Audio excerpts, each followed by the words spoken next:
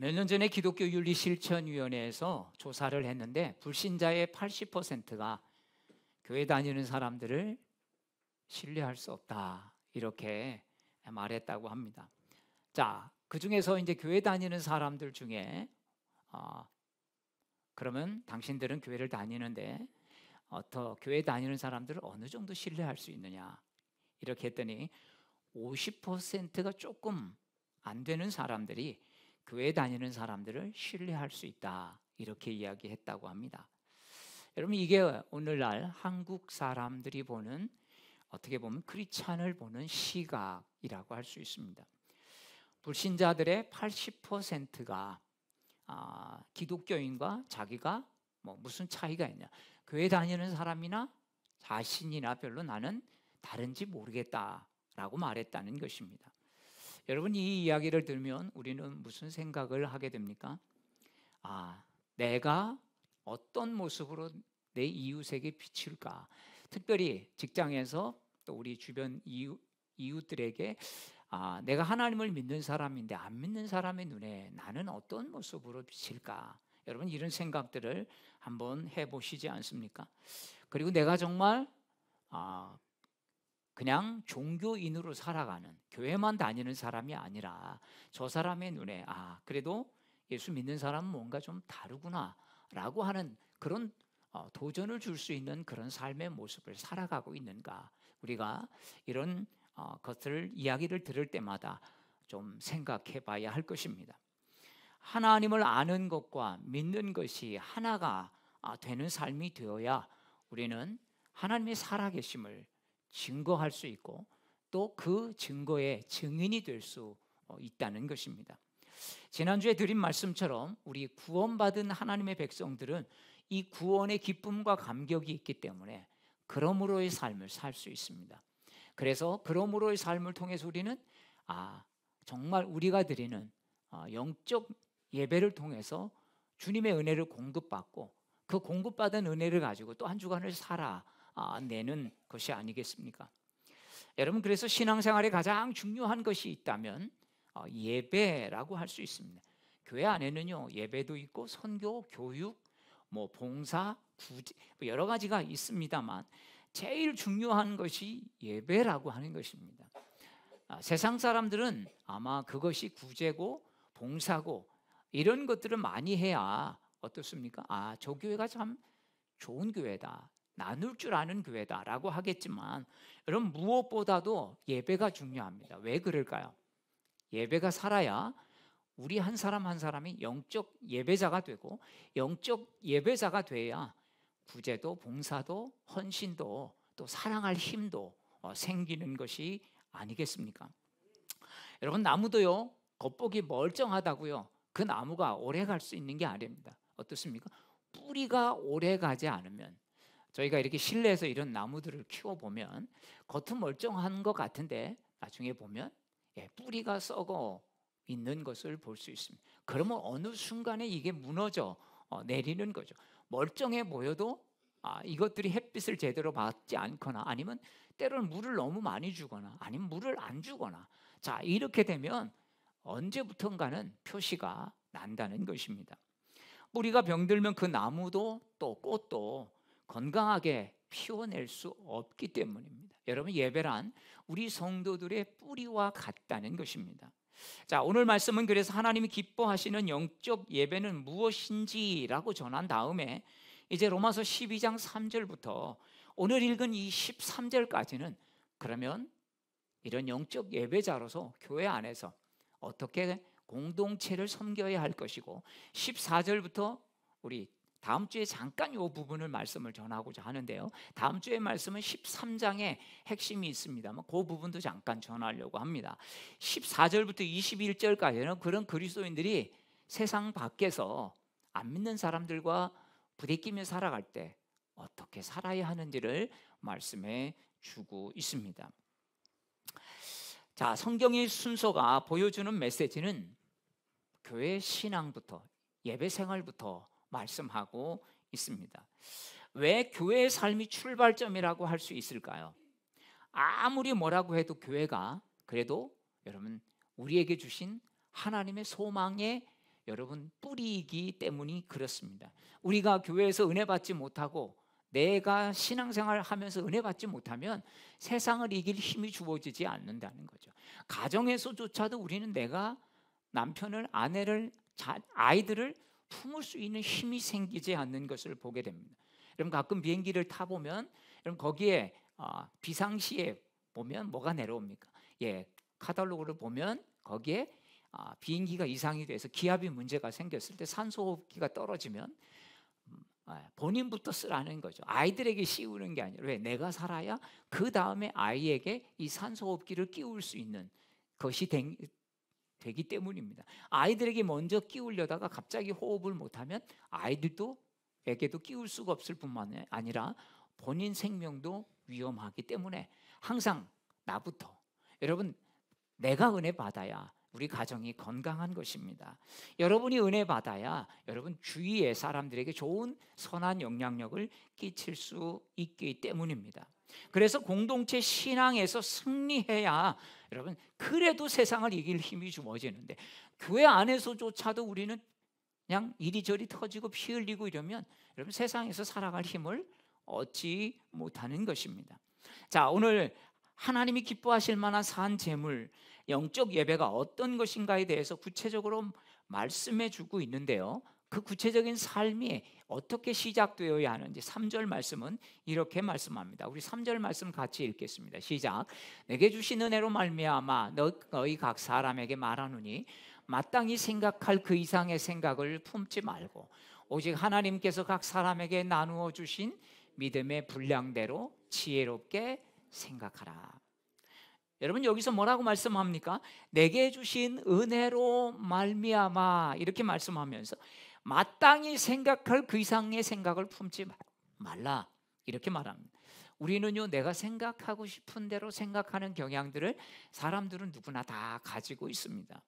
우리는 보여지는 대로 절대 보지 않습니다. 내가 보고 싶은 대로 보고요, 내 마음의 형편, 상황, 환경에 따라서 내가 보는 것도 달라지는 것입니다.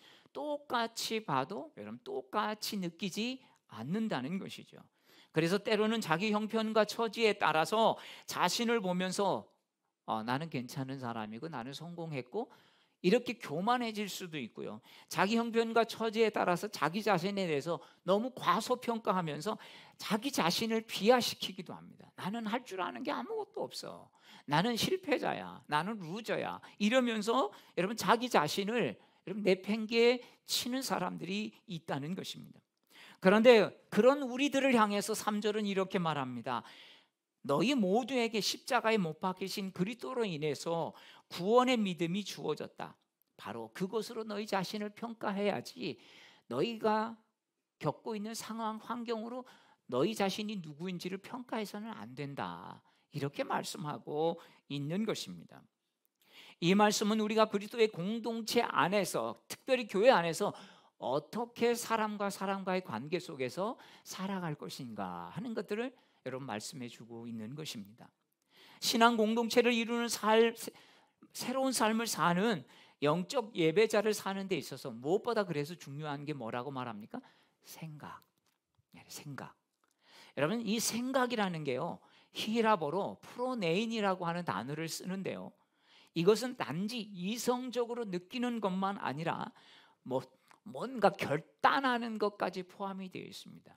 그냥 내가 이성적으로 내가 이런 상태니까 내가 이런 존재, 이게 아니라 내가 하나님께서 나에게 주신 것들을 보면서 이런 상태고 지금 현상으로 보이는 것은 나는 이런 모습이지만 아니야, 하나님께서 이렇게 나는 이렇게 살겠어 라고 결단하는 그 결단까지 포함되어 있는 게 생각이라는 것이죠. 여러분 우리가 예배 드릴 때 나가면 그렇게 목사님 은혜 받았습니다, 은혜 받았습니다 이런데요, 여러분 은혜 받았다는 말이 뭘까요? 내가 하나님이 주신 말씀을 깨닫고 감동을 받고 그렇게 살기로 결단했습니다라는 여기까지 가야 되는데 좀 그래요, 목사님 하신 말씀이 제게 동의가 됐어요, 맞는 말씀, 이 정도로 여러분 은혜 받았다고 하는 사람들이 있습니다. 잠깐 동의가 돼서 어떻게 내 마음하고 저렇게 똑같아? 여러분 이게 은혜 받은 게 아니라는 거죠. 왜 그럴까요? 여러분 오늘 목사님이 하신 말씀이 내 생각과 너무 똑같아. 그래서 나는 은혜를 받았어. 이걸로 끝나면 다음에 어떤 주제를 가지고 제가 말씀을 전할 때 내 생각과 안 맞으면 그때는 은혜가 안 되는 거죠. 기준이 자기가 기준이 되기 때문입니다. 그래서 우리는 자기 생각과 같지 않지만 때로는 내가 그 말씀을 들으면서 가슴이 아프고 나의 치부를 드러내는 것 같지만 하나님이 말씀하시는 걸 깨닫고 저게 내 상태지, 아니면 저게 내 상태일 수 있지, 그러면서 내 자신을 돌아보면서 그렇게 거기에 내 자신의 마음과 생각을 들이면서 자신을 바꾸려고 하는 결단까지 나오는 게 여러분 이게 진짜 은혜가 아니겠습니까? 그래서 내 생각과 맞기 때문에 내 마음을 그렇게 알아주는 것 때문에 은혜 받았다는 것은 아무래도 여러분 우리 삶 속에 너무나 소극적인 은혜다라고 할 수 있습니다. 하나님의 은혜 중에 하나는요, 올바르게 생각하는 기능이 하나가 있습니다. 전에는 우리의 마음이 죄에 붙잡혀 있기 때문에 죄가 이끄는 대로 끌려다녔지만 이제는 그리스도 안에서 자유함을 얻었기 때문에 진리 안에서 저게 진리인가 아닌가지, 내 마음에 맞는가 아닌가, 이게 기준이 아니라는 것이죠. 그래서 3절은 아름다운 믿음의 공동체를 세워가는 중요한 진리를 말씀하고 있습니다.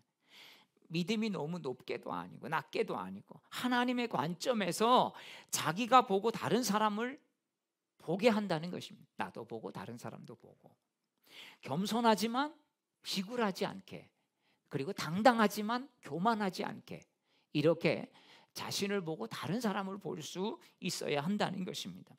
자신과 다른 사람에 대한 올바른 평가를 이럴 때만 우리가 제대로 내릴 수가 있다는 것입니다. 그래서 우리는 비교하는데 여러분 나보다 훨씬 높은 사람 잘 비교 안 하죠. 근데 그렇지 못한 사람을 보면서 나는 괜찮은 사람이야. 그런데 우리가 좀 뭔가 못마땅할 때는 자기보다 좀 훨씬 나은 사람 보면서 저 사람은 저렇겠네, 왜 나는 이 모양 이 꼴인가, 이렇게 하면서 자기 자신을 굉장히 비하시킬 때가 있습니다. 오늘 성경은 마땅히 그 생각할 그 이상의 생각을 품지 않고 하나님께서 나누어 주신 믿음의 분량대로 생각하라, 그렇게 말씀하고 있습니다. 여러분 이런 생각의 변화가 우리 믿음의 공동체 안에서 다른 사람의 평가에 대한 상처를 막아준다는 것, 여러분 우리가 기억해야 할 것입니다. 내가 사람들에게 무시당했을 때, 또 사람들이 나를 별로 가치 있게 취급 안 할 때에도 여러분 어떻게 우리가 느낄 수 있습니까? 그래, 사람들은 모를 수 있고 사람들은 저렇게 할 수 있지. 왜? 세상의 가치가 아직 교회 안에도 어느 정도 남아 있으니까. 그래, 돈 있는 사람, 높은 사람만 평가해 주는 이런 생각을 우리가 할 수가 있습니다. 그렇지만 하나님이 아시면 되지, 하나님은 나를 저렇게 취급해 주지 않아. 여러분 이게 분명하면요, 사람의 취급에 우리의 마음을 그렇게 많이 다치지 않게 된다는 것입니다. 그러면 내가 저 사람 때문에 교회 못 다니겠어, 여러분 이러면요 교회를 떠나게 되고 나중에는 교회만 떠나는 게 아니라 주님도 떠나게 된다는 것입니다. 그래서 지혜롭게 생각하는 사람은 자신의 평가로 자신을 보지 않고, 그리고 다른 사람의 평가로 자신을 보지 않습니다. 하나님이 주신 확신으로 자신을 평가하게 된다는 것입니다. 하나님이 주신 확신을 가지고 자신을 평가하지 않으면 어떤 일이 생길까요? 다른 사람이나 말이나 행동으로 우리는 상처를 받기가 쉽습니다. 여러분 교회 안에는 참 다양한 사람들이 있습니다. 어찌 보면 회사나 또 우리 동네보다, 또 우리 학교보다 훨씬 더 다양한 사람들이 있을 것입니다. 그래도 학교는 학력 수준이 비슷하죠. 그리고 어떻습니까? 회사는 다 그 회사에 맞는 사람을 뽑다 보니까 그래도 다양한데, 여러분 교회는 어떻습니까? 어린아이부터 정말 한참 증조 할아버지의 나이 뻘 될 수 있는 그런 분까지 계십니다. 또 동네 사람만 있는 게 아니라 저 동네 사람도 있고요, 또 저쪽 주령 사람 있고, 홍북 사람 있고, 예산 읍내 사람 있고, 내포 사는 사람 있고, 지역이 훨씬 넓지 않습니까? 하는 일도 나이도 또 삶의 방식도 다양한 여러분 사람들이 모여 있기 때문입니다. 그래서 너무 다양해서 때로는 좀 이해하기 어려운 사람도 있습니다. 아니, 회사는 사람들을 뽑으니까, 근데 교회는 교회 다닐 사람을 뽑습니까? 그렇죠? 못 뽑죠. 우리가 어떻게 뽑습니까? 다 본인이 이제 하나님께서 보내주셔서 선택하는 건데, 그런데 여러분, 이런 것들을 우리가 보다 보면 이해가 안 되는 사람을 만날 때가 있죠. 저 사람은 그래서 상종하면 안 되겠다, 이런 마음을, 저 사람하고는 말 섞으면 안 되겠다. 여러분, 이러면 공동체가 어떻게 되겠습니까? 예수님이 나 같은 죄인도 십자가의 은혜로 용서해 주셨다는 것, 그리고 정말 나를 사랑하는 것을 믿으면 우린 정말 때로는 이해하기 어려운 그런 사람, 우리 공동체 안에서도 그런 사람들도 다르게 볼 수 있는 마음이 생긴다는 것입니다. 왜? 나도 그런 사람이었기 때문이죠. 그게 보이죠. 저 사람만 특별한 사람이 아니라, 참 저 사람 독특해. 근데 어떤 사람은 또 나보고 독특하다고 할 수가 있는 것이죠. 우리는 주님께서 그렇게 우리 한 사람 한 사람 독특하게 만드셨습니다. 여러분, 쌍둥이도 개성시대라. 여러분, 참 많이 다르지 않습니까? 그런 나도 그런 사람이었는데 주님이 우리를 용납해 주셨기 때문입니다. 여러분, 부모는 자녀를 선택할 수 없습니다. 자녀 또한 부모 선택할 수 있나요? 태어나고 보니까 어떤 애가 그래. 태어나고 보니까 우리 삼촌이 손흥민이야, 뭐 이런 거 있죠. 태어나고 보니까 정말 누구나 이름만 대면 아는 그런 집에 태어날 수 있는 것입니다. 여러분, 이게 무슨 뜻이겠습니까? 부모나 자녀는 부모를 선택할 수 없고 자녀를 선택할 수 없다는 것. 이것은 바로 하나님이 주셨다는 것입니다. 내가 뭔가 획득한 게 아닙니다. 획득되어진 것이지요. 그래서 못나게 보이는 자녀도 하나님이 주신 것이고, 능력 없는 부모도, 우리 부모는 참 너무 능력 없어, 이래도 하나님이 주신 부모인 것입니다. 예수님이 우리를 차별 없이 공로 없이 잘하는 것 없어도 구원해 주셨고 받아주셨던 것처럼 우리도 서로 선별하지 말고 공동체 안에서 받아들여져야 할 이유가 여기 있는 것이 아니겠습니까? 요한일서 4장 11절 12절은 이렇게 말합니다. 사랑하는 자들아, 하나님이 이같이 우리를 사랑하셨은즉 우리도 서로 사랑하는 것이 마땅하도다. 어느 때나 하나님을 본 사람이 없으되 만일 우리가 서로 사랑하면 하나님이 우리 안에 거하시고 그의 사랑이 우리 안에 온전히 이루어지느니라. 아멘이십니까? 여러분, 서로 사랑하는 걸 통해서 뭘 한다고요? 하나님 우리 안에 계시는구나, 이걸 안다는 거죠. 그리고 그 사랑이 온전히 이루어진다. 사랑은 있는데 사랑이 온전히 이루어지려면 어떻게 해야 되나? 하나님의 사랑이 우리 안에 있다는 사실을 여러분 다 확인하는 것입니다. 사도행전에 나오는 교회는 어떤 교회였다고 말합니까? 사도행전 2장 46절 47절에 보면 날마다 마음을 같이하여 성전에 모이기를 힘쓰고 뿐만 아니라 집에서 떡을 떼며, 우리로 말하면 속회죠. 성전에 모이고 집에서 모여서 떡을 떼고, 그냥 예배만 드린 게 아니야, 나눔만 한 게 아니라 여러분 은혜도 나누었지만 같이 음식도 나누었던 것입니다. 기쁨과 순전한 마음으로 음식을 먹었다. 그러면서 하나님을 찬미했더니 어떤 결과가 나왔다고 말씀합니까? 주께서 구원받는 사람을 날마다 더하게 하셨다. 왜요? 예수 믿는 사람들 저렇게 성전에도 모이고 자기네끼리 모여서 저렇게 사랑해, 저렇게 화목해. 참 부러워. 여러분, 로마 시대에 그렇게 많은 사람들을, 믿는 사람들을 핍박했지만 여러분 더 많은 그리스도인이 생긴 이유가 뭐겠습니까? 저 사람들을 진짜 보면 너무 자기네끼리 사랑해, 너무 사랑해. 나도 저 안에 들어가고 싶어, 나도 저런 사람들처럼 살고 싶어. 이래서 여러분 핍박받아서 죽는 사람들보다 새로 생겨나는 사람들이 훨씬 더 많이 다녔다는 것입니다. 초대교회 온 백성들이 칭송한 것은 진짜 저 사람 교회 열심히 잘 다녀, 이게 아니었습니다. 요즘 사람들도 예배 잘 드리고 기도하는 우리를 보고 여러분, 저 사람 진짜 신앙 좋아, 괜찮은 사람이야 라고 하지 않는다는 것입니다. 교회는 열심히 다니는 것 같은데 이렇게 말을 흐려버리거나, 교회는 열심히 다니는데 왜 인생이 저 모양, 왜 인성이 저 꼴이야, 여러분 심하면 이렇게 말하는 사람도 있는 것이죠. 일반인들은 우리의 종교 의식 보고 하나님을 평가하지 않습니다. 보여지는 종교 의식과 삶이 그래도 좀 격차가 좀 줄어야, 없어야 저 사람 진짜 믿는 사람 같다라고 하지 않겠습니까? 그래야 하나님을 찬양합니다. 야, 진짜 그래도 하나님 뭔가 있는 것 같다.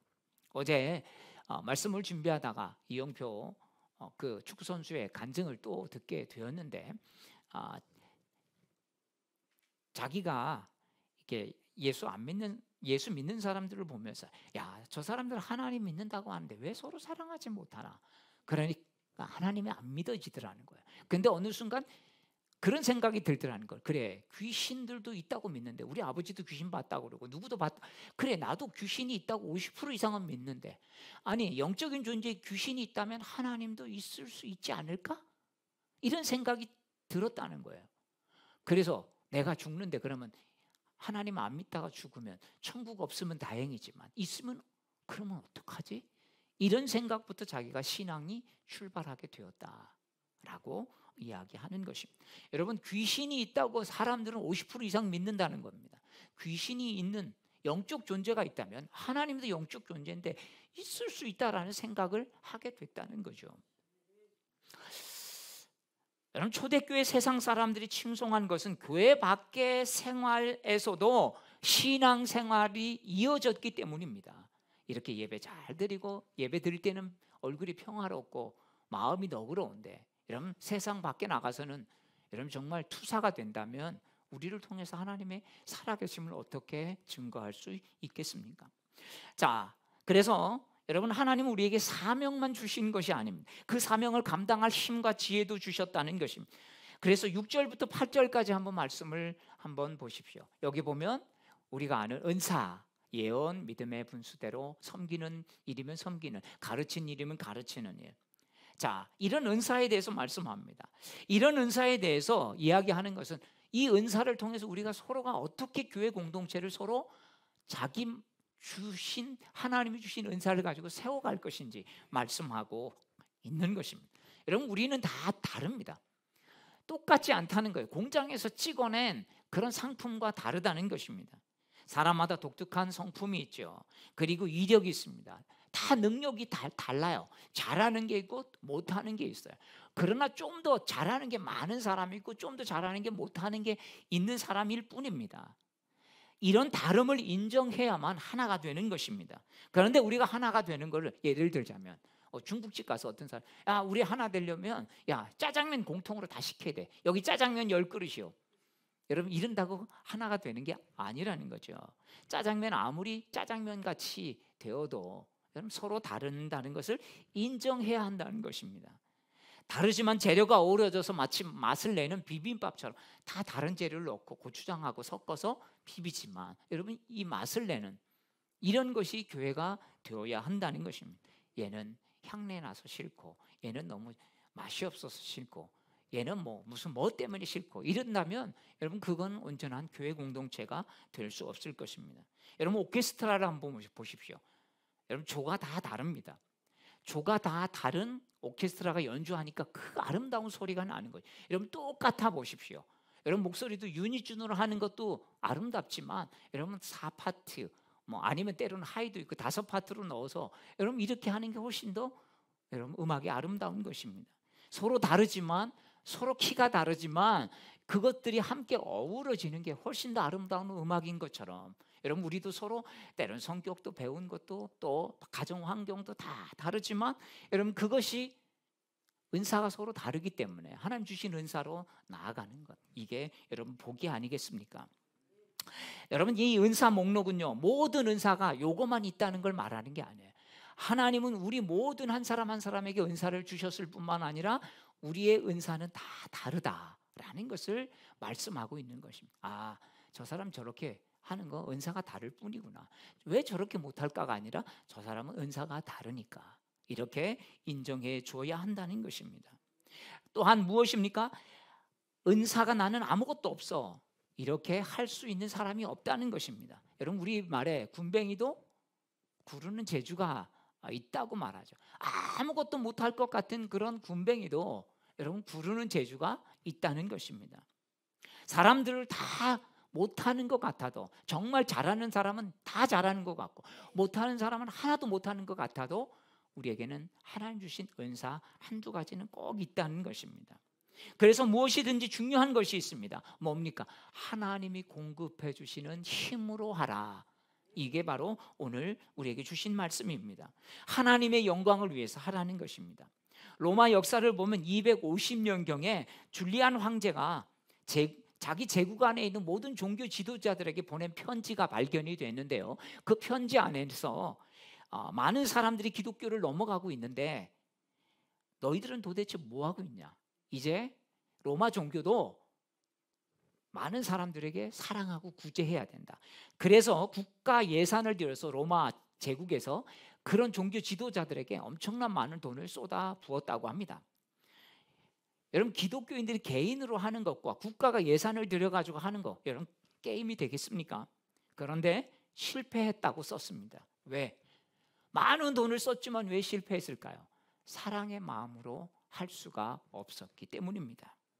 우리가 은혜로 구원받았기에 봉사하는 것도 그 은혜로 하며 하나님이 공급해 주시는 은혜로 힘으로 한다면 분명히 거기에는 하나님의 영광이 드러나는 것입니다. 아무리 많은 돈을 쏟아 부어도요, 그냥 그것만 가지고 저 사람들은 돈이 많으니까 저러지, 저건 정부 예산이니까 저러지, 이렇게 할 뿐이라는 것입니다. 여러분, 복음의 봉사의 능력은 어디서 오는 것입니까? 하나님이 공급해 주시는 힘에 있는 것입니다. 이것도 하나님이 공급해 주시는 힘이 있으니까 내가 하는 거지, 내가 잘나서 하는 게 아니구나, 내가 주님께서 나를 구원해 주셨고 그 은혜로 말미암아 내가 하는 거구나. 여러분, 이러니까 우리가 겸손히 봉사할 수 있는 것입니다. 이거를 놓치면 우리는 겸손하게 그리고 충성스러운 마음으로 봉사할 수 없습니다. 마치 갑인 양 을을 대하듯이 그렇게 봉사할 수밖에 없다는 것입니다. 우는 자와 함께 웃고 웃는 자와 함께 울어주라는 책을 쓴 유종옥 사모님의 간증입니다. 이 사모님이 참 왜 이런 어려운 사역, 국률 사역들을 이렇게 열심히 할 수 있었나. 저도 이 책을 쭉 읽어보면서 몰랐는데 이분이 그런 간증이 있습니다. 이분이 예수 믿지 않는 그 가정으로 시집을 왔는데 그때부터 고난이 시작되었다고 합니다. 남편과 시댁은요, 이 며느리를 예수 믿지 못하게 하면서 그렇게 많이 박해를 했다는 것입니다. 그래서 이 며느리는 교회를 신앙생활을 하지 못했습니다. 근데 이 시댁이 너무 돈을 잘 버네. 남편이 너무 많은 돈을 벌었습니다. 야, 내가 이 돈 버는 거에 내 인생을 다 허비하는구나. 이 마음이 너무 답답해서 하루는 이렇게 기도가 되더랍니다. 하나님, 저 이렇게 살고 싶지 않아요. 이 모든 돈을 하나님 다 걷어가 주셨으면 좋겠어요. 그런데 마치 하나님이 그 기도를 기다렸다는 듯이 그 모든 재물들을 이제 6개월 만에 다 걷어가고 이제 회사가 사업이 망해서 완전 빚더미에 올라앉게 되었다는 것입니다. 빚쟁이들이 찾아와서 계속 시달리면서 이제 몸의 질병도 얻게 되고 마음의 병까지 얻어서 야, 내가 이렇게 살면 뭐하나, 안 되겠다, 죽어야 되겠다. 그리고 택시를 탔답니다. 그리고 택시 기사에게 이렇게 말했대. 청평댐으로 가주세요. 왜 그렇게 했는지 모르지만 청평댐으로 가주세요. 그렇게 하고 나니까 기사가 이상하게 보더라는 거죠. 그래서 기사가 이제 청평댐으로 쭉 가는데 이 기사가 이렇게 말하더랍니다. 혹시 청평댐으로 자살하러 가시는 거 아닌가요? 이 근처에 기도원이 있는데 지금 가면 아마 오후 예배를 드릴 겁니다. 이왕 자살할 바에 거기 가서 한번 1시간만 앉아있다 죽으시면 안 될까요? 내가 주차장에서 대기하고 있을 테니까 예배에 참석한 후에도 죽고 싶은 마음이 있으면 그때 말씀하세요. 그땐 청평댐에 데려다 드릴 테니 미련 없이 빠져 죽으세요. 이렇게 이야기했답니다. 그런데 이미 이 택시는 기도원으로 접어들고 있었습니다. 제가 그쪽 기도원이나 청평댐 쪽을 가봐, 춘천하고 가까워서 매년 휴가 때 가던 때 생각이 났는데요. 본인이 자살하려는 것이 너무나 들켜서 화가 났고 또 참 너무 속이 상했다는 것입니다. 근데 차가 딱 기도원에 멈추면서 이 기사가 이런 말을 하더랍니다. 여기까지 온 것은 요금을 받지 않겠습니다. 손님이 원하던 목적지가 아니니까요. 여기 서 있을 테니 어서 들어가 보세요. 뭔가 이끌려서 이제 기도실 예배로 들어가는데 찬양이 시작되고 사람들이 빽빽하게 앉아 있어서 자기는 통로에 앉았다는 것입니다. 아무리 찬양 끝나고 설교를 해도 그 설교가 귀에 들어오지 않더랍니다. 멍하니 눈이 힘이 풀리고 한 곳만 바라보고 응시하고 있었습니다. 그런데 그 눈이 풀렸는데 뭔가 누가 옆으로 싹 지나가듯 발이 보이는데 누군가 이렇게 보니까 등이 보이는데 이 등에 수많은 채찍 자국이 막 보이더라는 것입니다. 그 채찍에 등에 너무 많이 파여서 이젠 그 피가 엉겨 붙어서 떡지떡지 붙어 있는 그 모습을 보면서 자기도 모르게 소리를 질렀다는 것입니다. 왜요? 왜 그렇게 처참하게 맞았냐고요? 나 같은 거 이제 용서해 주지 마세요. 그렇게 목이 터져라 주님께 그렇게 소리를 질러도 주님은 아무 말씀도 안 하셨다는 것입니다.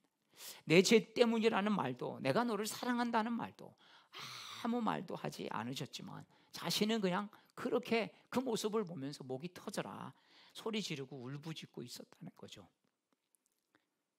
주님 잘못했어요. 제가 힘들다 이제 죽고 싶다 말하지 않겠어요.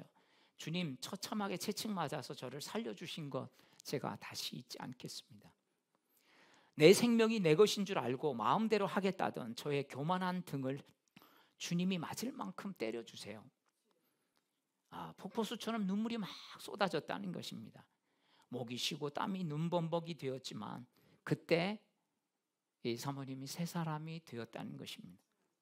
그래서 그 기사님에게 기도원 데려다 준 거 감사하다고 인사를 하러 밖으로 나갔는데 주차장에서 예배당을 주시하고 있던 그 기사님은 환하게 손을 이렇게 웃으면서 차를 몰고 가버렸다는 것입니다.